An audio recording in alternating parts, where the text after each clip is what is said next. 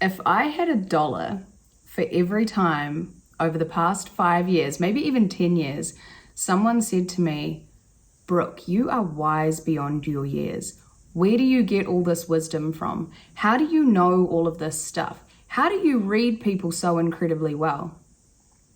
My answer to that, which is actually what Naval always puts so well, just am obsessed with the shit that I read, and I'm obsessed with writing. I write 6 hours a week, if not more, and I'm obsessed with analysis. Like, I'm obsessed. There is a deep addiction there to wanting to understand things, to seeking new information, to reflecting on my own behaviors, the behaviors of others, that there is no other work I could ever imagine myself doing.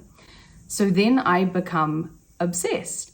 And then from that place, I'm able to derive wisdom, and I'm able to typically be ahead of anyone else in the game, when it comes to relationships, reading people, understanding human principles around why people do what they do. And there is something inside of you at the same time that is obsessed. You just may not have found it yet. And if you are watching this and you are what I call a creative person with an entrepreneurial spirit, then you have something that you love. There is something that you gravitate toward. I was reading Tribe of Mentors during the pandemic in 2021 by Tim Ferriss. And in there, he was interviewing someone, I can't remember who it was, and it basically said, take a look at what you did most as a child, what you gravitated toward the most, and also the kinds of books you loved, the kinds of movies you loved. And that is also a bit of an inside hack to what you're meant to be doing now, or where your curiosity is most piqued. For me, I was an artist always. I loved to paint. I'd make beaded necklaces and bracelets for my friends. I would play make-believe and play mums and dads in shops, and I would drag my brother around doing all sorts of shit with my imagination. As I started to get older, I was obsessed with Harry Potter, and I would take my nan to the bookstore and we would line up for every single Harry Potter release in order to get my fix, because of the level of creativity that J.K. Rowling exhibited in her books. And then there was the story of Tracy Beaker, Jacqueline Wilson. Her books when I was younger, I couldn't get enough of those.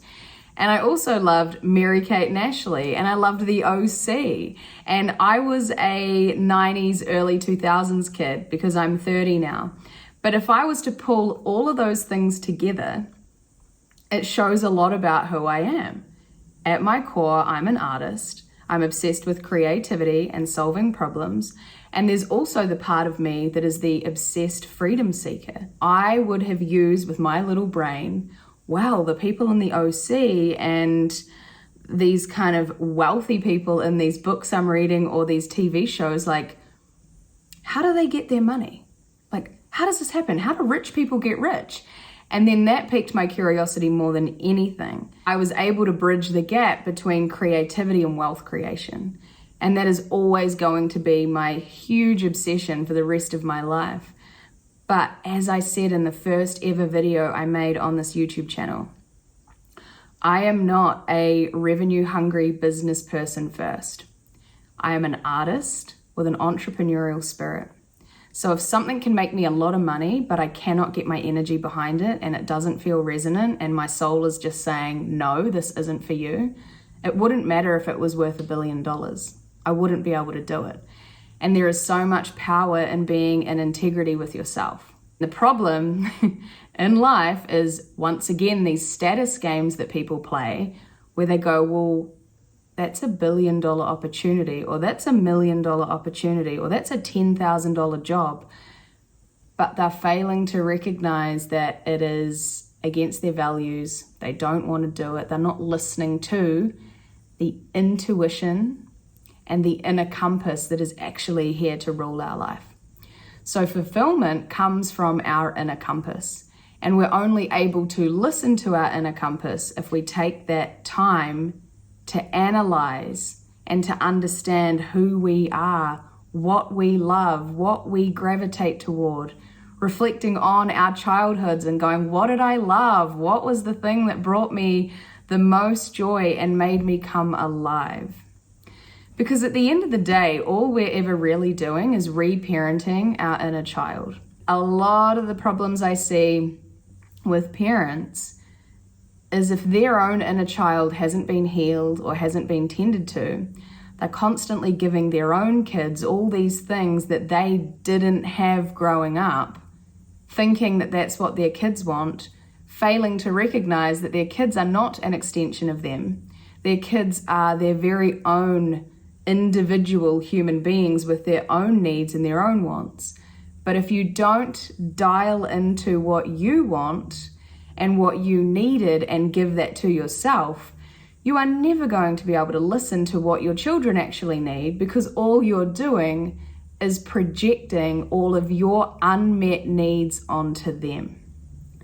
So this went on a little bit of a wild goose chase, but ultimately, the moral of this video is to gravitate toward what it is that you enjoy most. Understand and analyze and take the time to figure out who you really are and what you really enjoy.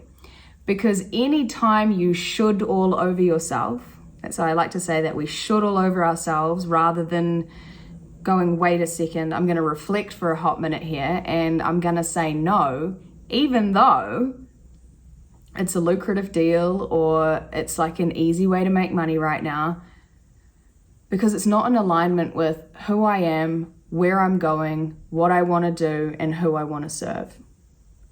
And that is where power lies. But that is where most people, quote unquote, the ducks, that's where they fall apart. That's where they succumb to the status games, or as this quote goes, hard choices, easy life, easy choices, hard life.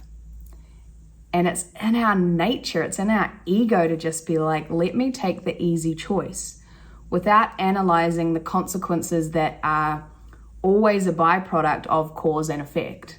So what is the consequence of taking this easy road or this easy choice?